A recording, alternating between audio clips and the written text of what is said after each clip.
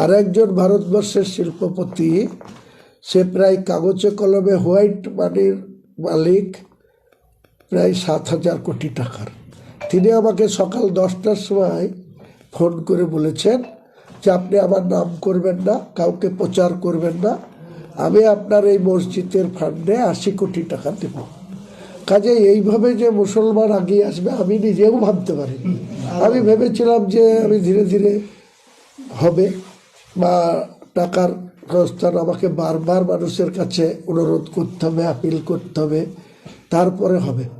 আজকে যেভাবে মানুষ সাড়া দিয়েছে তাতে আমার এই যে হসপিটাল, মেডিকেল কলেজ, বিশ্ববিদ্যালয়, হেলিপ্যাড, পার্ক এবং হোটেল কাম রেস্তোরাঁ, টোটাল 300 কোটি টাকার মতো বাজেট।